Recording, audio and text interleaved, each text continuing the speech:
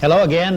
This is our 250th show here on Racing World, continuous that is, and we could spend the next half hour thanking all the folks involved, the folks here at Cox Cable. We thank them, of course, for letting us bring you the racing news, and all the crew that's been working with us all the time. We certainly appreciate that. We did want to talk this evening. We're going to be talking with Mike Corning. Mike drives a Sportsman class stock car. He raced at El Centro Sunday afternoon, and we have some video of that, and we'll find out what his plans are for the new season here at Cajon Speedway. Lots of racing news. The racing season really getting underway now, and ESPN has released their racing season schedule.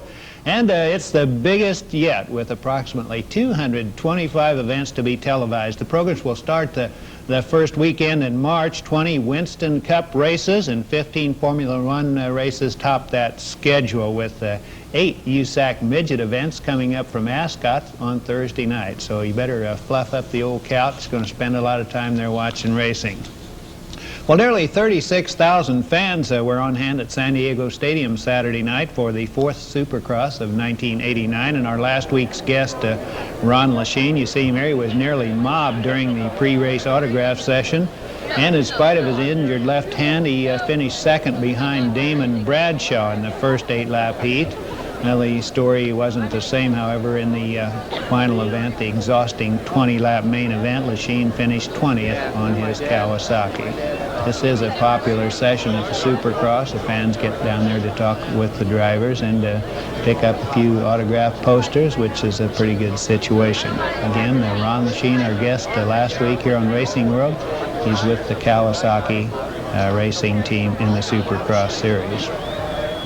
Well, another very popular guy Saturday night was 3-time winner Rick Johnson of El Cajon, and after he rested up from this hectic autograph session here, and you can see him taking a rest, he beat Santee's Mike Fisher to take the 3rd heat win, and then he went on to take his 27th Supercross victory, and also to make it 4 for 4 in the 1989 20-lap features. And it took Rick Johnson 6 laps to get past his Honda teammate Jeff Stanton and claim the pound of gold coins that went to the winner on Saturday night.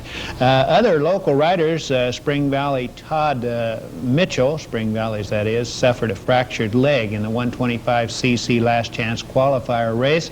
Mike Fisher from Santee led the first 6 laps of the 250cc main event, but he crashed on one of those fast turns and he ended up finishing 18th. And Michael Craig of San Diego won his 125cc heat race, and he finished 2nd in that 15-lap main event.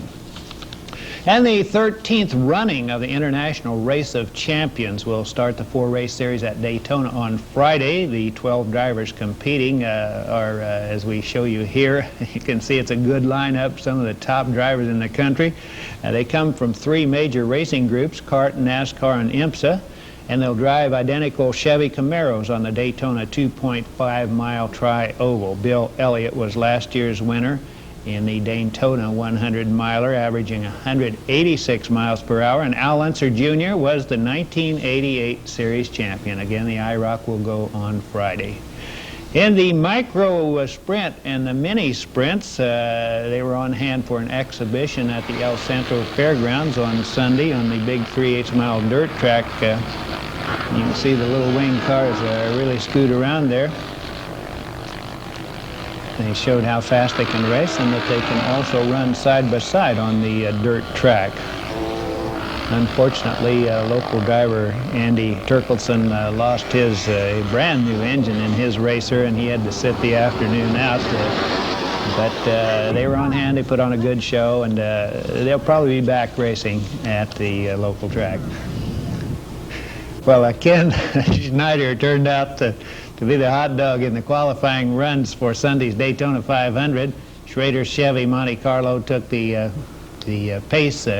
pole for Sunday's Daytona 500 with a speed of 196.987 miles per hour. The Concord, North Carolina driver is set for the front row starting spot, along with second-class qualifier Darrell Waltrip. And then the other 38 starters must race for their starting positions in that. They'll have 225-mile events on Thursday. They have to race for positions where they start on Sunday. Well, Ken Schrader showed his stuff in last Sunday's Busch class, a 50-mile sprint for last year's pole winners. 13 drivers started, with Schrader out-battling Darrell Waltrip for the $75,000 win. Now, after the high-speed duel with Waltrip, he failed a little bit and he slipped back, but in second place, Davey Allison came on the scene, and third went to Terry Labonte.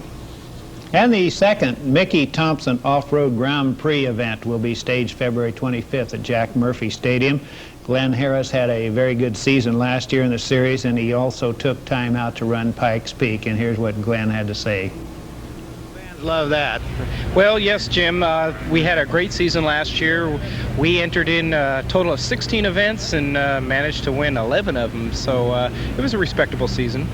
Now, how do you do that? You got some tough competition now. You're not just running against the guys next door. You're running against Roger Mears and Ivan Stern. These guys have been at it for a long time, and you come up winning them. Do you have superior equipment, or are you just that good? Well, you're right. There is a very intense competition. I have full respect for all these different drivers and teams that I'm up against, but the crew that I have just an immense amount of ability, and I managed to make the most of the circumstance, and we had a great season. Well, now they've added a couple of races to the '89 season for the stadium. Are you going to run that, all of them? Well, it's questionable at the present time. General Tire plans on having me here at a majority of the events in the series, and then I'll also be out there in the desert competing in a truck class. Glenn, you surprised everybody, me, when I read the results, and you did the Pikes Peak run. Is that the first time for you there? Well, actually, I had competed in Pikes Peak back in '82 in an open wheel class, and I finished 10th place and hadn't been back since. And this time I was able to run in 2 classes, which was really a great opportunity. I was the first truck up the hill and managed to win overall for trucks, then took a helicopter ride back down, jumped in a rally car, Group A rally car, and won that class also. That's really something else, the Pikes Peak hill climb. You might tell us about that. How far is it up there, and what's the altitude, that sort of? How do you keep the truck running? First off, you're down at the low altitude, and then you're way up there at the top. Looks like mixtures that change and that sort of stuff. Right. Well, you start at an elevation of 8,000 feet, and when you get to the top, it's 14,000 feet. So that's quite a radical increase in altitude in a short distance. And what we do is compromise the jetting, and at the bottom we make the vehicle as lean as possible, and as it goes up it's going to continue to richen up just because the air density gets quite a bit thinner. So you just make a compromise setting and the thing just performs flawlessly all the way up. Now, how many turns then going up that thing? I believe it's in the neighborhood of 156 turns. Wow. And how long is the run? It took just over 14 minutes in the truck and 13 minutes in the Group A rally car. And you're going around turns with no guardrail, nothing like that, just a long way down. Absolutely. You don't want to make a mistake there. And how about you in this run now this year? Did you have any close calls? Oh, about the closest call I had actually was with a spectator who was a little over enthusiastic and stepped down in the course where the rain runoff was, and she had her leg right there about 6 inches away from my front tire, and since I was the first vehicle, I think I scared just about everybody in the area, but fortunately there was no problem. And what's best to run in that thing? Run first or last? Well, normally first is not a good situation because the road is still real marbly. In other words, it hasn't been cleaned off and isn't at its best as far as the traction wise. And it managed to just work out fine. The General tires that I used were ideal for the track, for the terrain. How's a guy like you now do a thing like that? It's such a diversion from stadium racing to running up the side of a hill. Well, it's a situation where you hone your abilities all the time while you're out here at the stadium, and that's just a little different application. Glenn Harris, he drives those noisy Mazda trucks. He'll be here February 25th at Jack Murphy Stadium.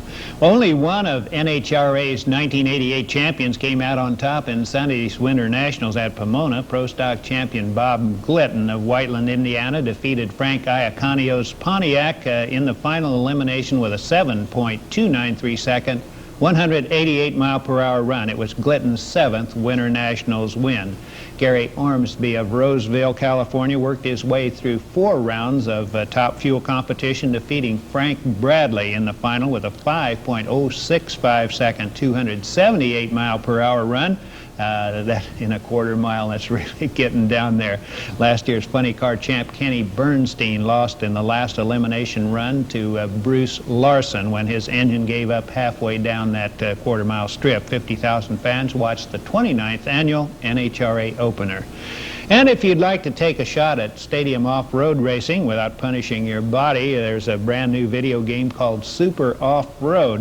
Video drivers can compete on 8 different stadium tracks. Ironman Ivan Stewart was the design consultant on this thing, so you know it's pretty good. Ivan collaborated with the Leland Corporation in the design of Super Off-Road. The game will be released throughout the U.S. That's today on February 15th. And Jim Skipping was on the pole in the 22 car when the cars lined up for 25 laps in that Sportsman main event over at El Centro on Sunday afternoon. Local drivers Marv Evans and Larry Corning started side by side in the 4th row and started their move to the front as soon as the green flag fell. Well, an early spin on the slick track brought out the yellow flag quite early in the racing. But when the racing began, again, Marv Evans in the white 9 car and Larry Corning in the 17 car. Here Marv Evans takes the lead from the 22 car, and then it was Larry Corning's turn. Larry running well up on the outside. He finally got by Marv Evans, and the 2 local drivers went after each other on that dirt track. A spin by the 27 car in the 3rd turn, but fortunately everybody got by. It's a little scary on a dirt track because there's a lot of slipping and sliding going on, of course.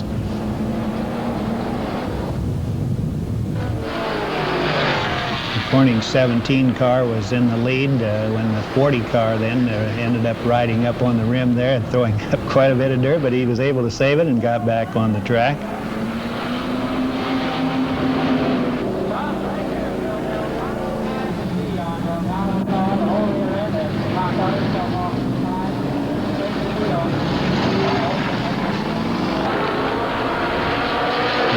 One more crash at the top of the home stretch, and that, of course, caused Roy Daffrin here to get out of his car and offer a few words of greeting to the other driver. You can see not too happy over the situation, I don't believe, but there once again is dirt track racing. It's slipping and sliding, and every once in a while things like this happen. And on the restart, Mike Guinness destroyed the 98 car trying to chase down Larry Corning in the lead. Well, Larry Corning held on, of course, and he won that Sportsman feature with Marv Evans second and Roy Daffrin coming back to take 3rd. Larry Corning on the left, Marv Evans on the right. The dirt racers will have till March the 11th to repair their racers, and that one will be the first night race of the new season at El Centro. Well, entry forms have been mailed out for the 1st annual Roger Ward Invitational San Diego Historic Grand Prix coming up on April 8th and 9th at the San Diego Jack Murphy Stadium. The 2-day event will benefit the new San Diego Auto Museum. The track will be a 1.8-mile 7-turn road racing course designed by veteran SCCA driver Vern Jacks. 4 classes of vintage cars will be racing in 7 races each day. And get this now, all general admission tickets are good for the pit area, so you can get in there and look at some of those beautiful cars. Tickets for that April 8th and 9th event should be available soon at all Ticketmaster outlets. And we did want to remind you again that the brand new San Diego Automotive Museum is now open and presently featuring a beautiful race car exhibit along with the regular museum cars. The museum cars range in age from before 1900 to a future design for the Lincoln Mark automobile that is supposed to be out in the 1990s sometime. The museum hours are from 10 a.m. to 4 p.m. daily with a $3.50 admission charge. The San Diego Automotive Museum is located in Balboa Park near the Aerospace Museum, and again the hours are from 10 in the morning to 4 in the afternoon daily, and the race car exhibit will be on until May. Let's take a look now at the racing calendar. Again, the season really getting underway. The World of Outlaws will start their new season Friday and Saturday night at Firebird Raceway near Phoenix, Arizona. The series will run 61 races in 21 states this season. 12 of the top drivers in the country will race identical Camaros in a 100-mile dash at Daytona on Friday. It's race number 1 of the 4-race series. And the NASCAR Winston Cup season starts at Daytona on Sunday. The 500-miler will pay $1.7 million to the 40 starters. Ken Schrader will start on the pole alongside Darrell Waltrip. And finally, at El Centro's Imperial County Fairgrounds, the factory stock cars will try the 3/8-mile dirt in an enduro run. And that, of course, 4 stock cars with just a few safety modifications. One of those all-out affairs that goes many, many laps. And that should bring you up to date on the racing news. We'll be back with our guest, Mike Corning, right after this.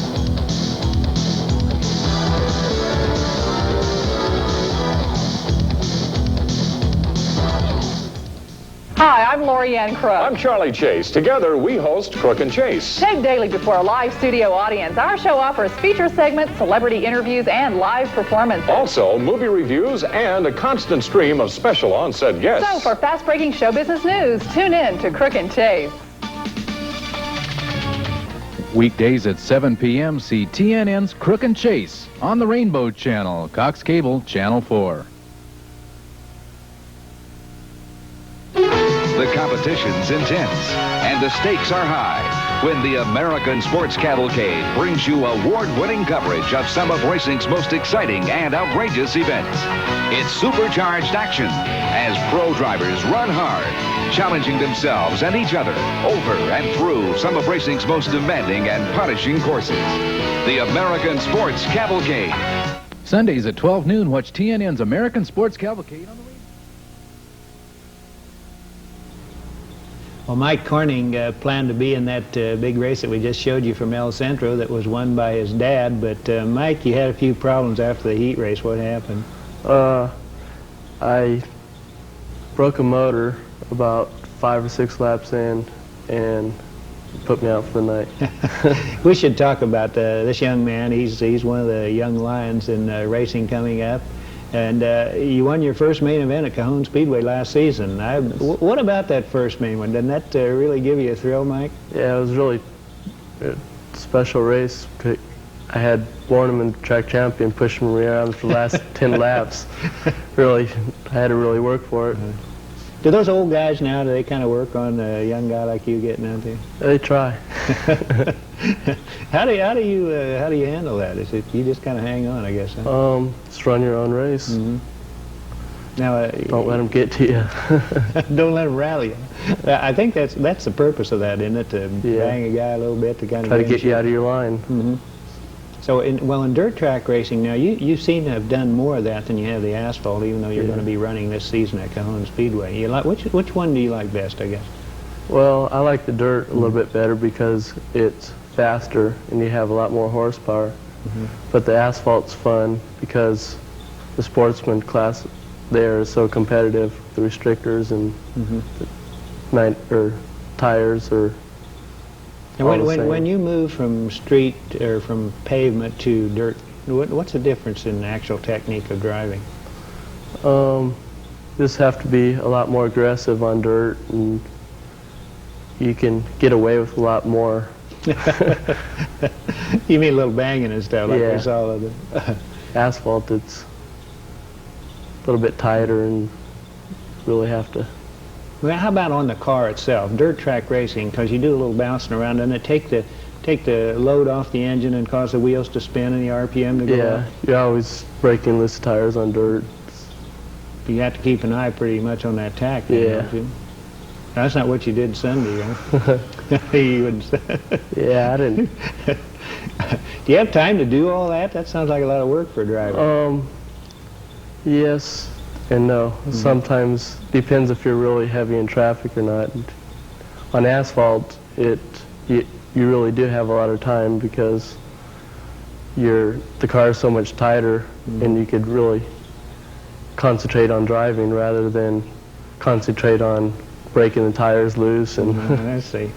And over a track like El Centro, it looks like if you get up a little high, like your dad was doing, the rear end likes to come around on the car. Yes, it does. So there again, you must have to know what you're doing, I guess. Yeah.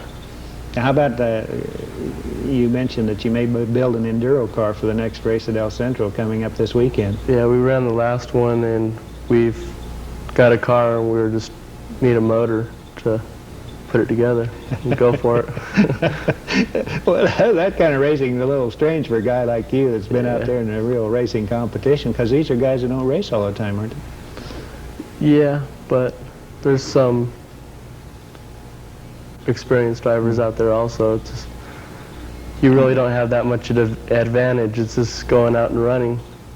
You know, cars are so equal. Or well, that's like I say, that kind of racing, in particular on the dirt, looks like that might be a lot of slamming and banging going on. The gets pretty rough. Just to survive, I guess, is a win. Race.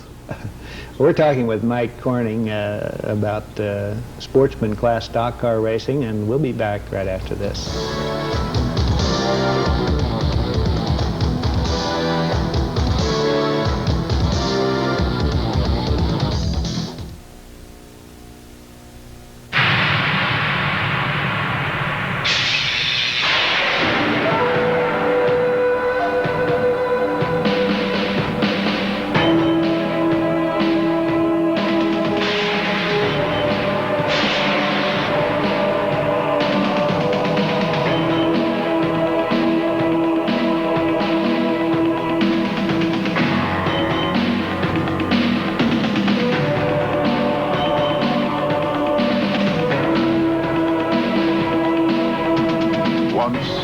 There were a few proud men of adventure, men of courage,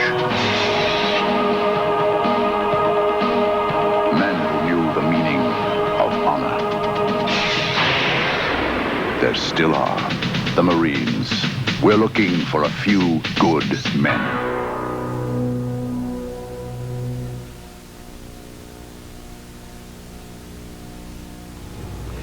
Mike, has it helped you to have a dad that's a driver too? Yeah, it really helped in the time it took me to learn, because whenever I go to the racetrack, the car's always set up right. You get to know what the car feels like right, so you learn a lot faster. And when the car, in the kind of racing that you guys are doing, handling and setup must be have to be almost perfect, right? Yeah. That's what you're looking for, though. Yeah. And how do you do that? You adjust the springs and the weight and a little bit of that kind of stuff? Yeah. Between asphalt and dirt, that's just about all it is a couple turns on the weight jacks, couple springs, change of tires, you know, ready to go racing. Let's take a look at some of the sportsman class racing that goes on at Cajon Speedway. And again, Mike, you plan to be out there this season. Yes. And we should mention here, we want to keep you posted on that. The practice days are March 18th and March 25th, 2 practice days this time for Cajon Speedway. We're looking now at the sportsmen that were held at El Centro. And this is the heat race that I think you had your problem. How's it, when the engine blows, Mike, how do you know that what happens? Picks up a pretty good vibration. That's your first clue, huh? And this is your 44 car, and this will be the car that you run at Cajon Speedway this year. But you're going to just powder her up, huh? Yeah, we'll take it apart and rebuild it all again before the asphalt season. Put a new body on it. You guys are masters at that. You can do in one day what it'd take most guys, mechanics, to do. Take weeks to do. How long will it take you actually to get a new body on that thing? You got them all set so you can just pull off a section, right? Yeah, we can rebuild the car in about a week, taking it all the way apart, repainting it, and put it back together. Now you're going to have to put a new motor in this car too, right? Yes, I am. Do you do all that work yourself? My father builds our own engines.